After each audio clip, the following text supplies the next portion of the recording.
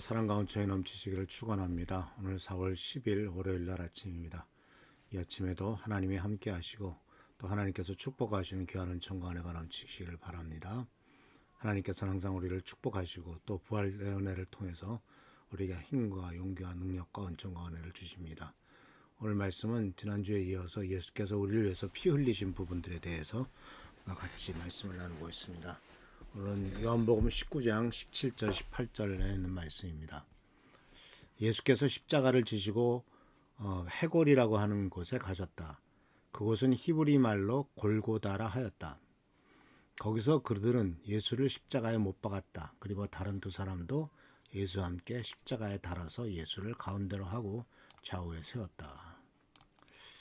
이 사도 요한은 이 요한복음에서 예수님의 그 마지막 죽음, 십자가에 돌아가시는 그 부분에 대해서 간단하게 표현하고 있습니다.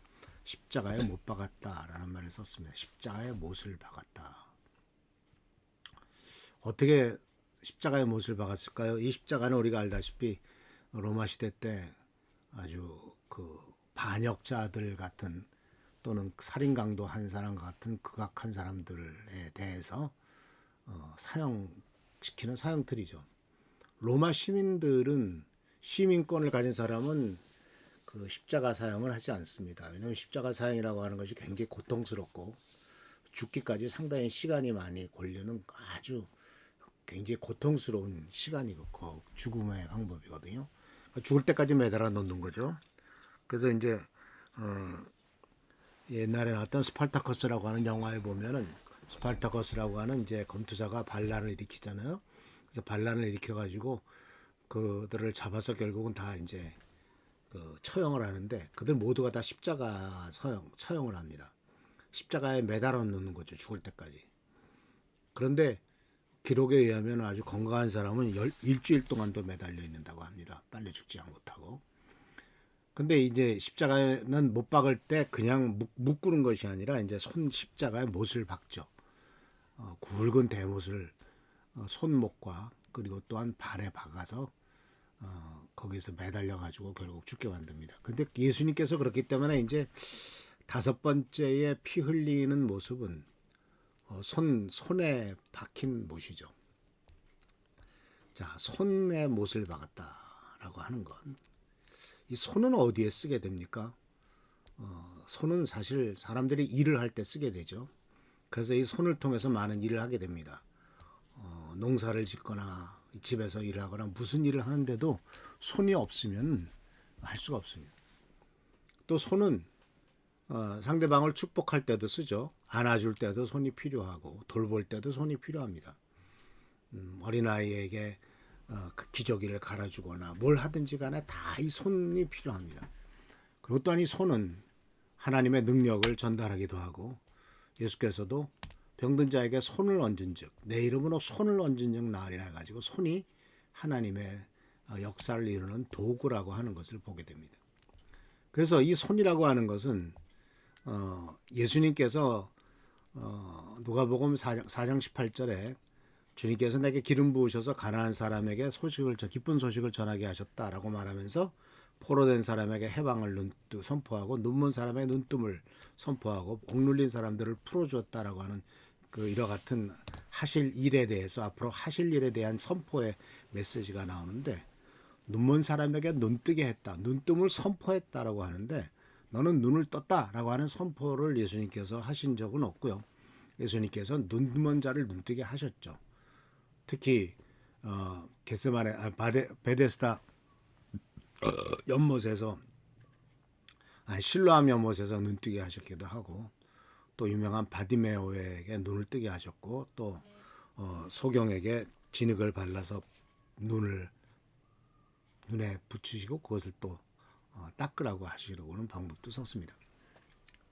이렇게 이 예수님의 이 손길은 치유의 손길이었고 또 손길은 바로 기름 부으심의 손길이기도 합니다.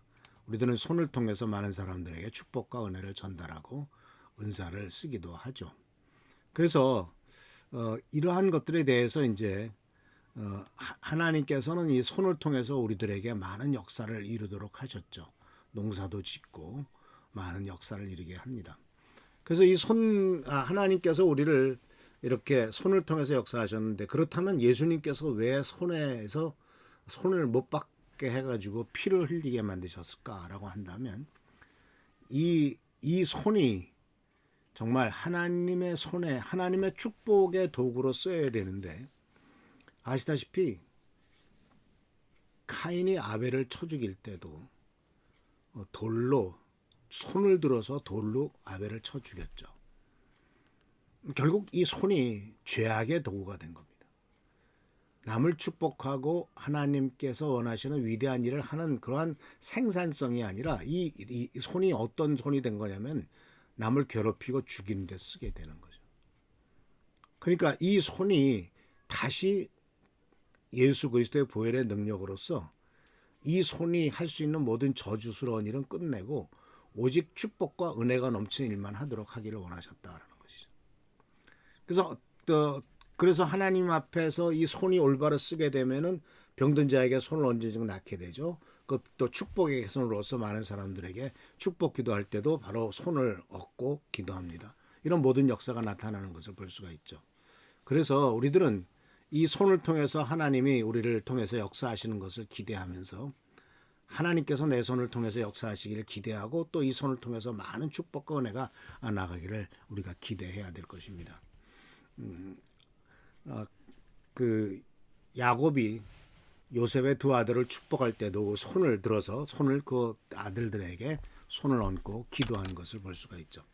그래서 이와 같이 예수께서 손에 못을 박히셔가지고 피를 흘리신 것은 이제 하나님께서 우리들을 통해서 더욱더 큰 역사를 하시겠다라는 겁니다. 우리의 삶의 모든 영역에서 생산성 있는 사람이 되도록 하게 하겠다라는 거예요. 그래서 하나님께서는 우리들에게 많은 능력을 주셨죠.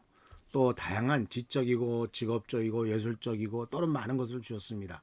그리고 이러한 능력은 주님께서 손을 통해서 역사하시고 더 많은 축복과 은혜를 주실 것입니다.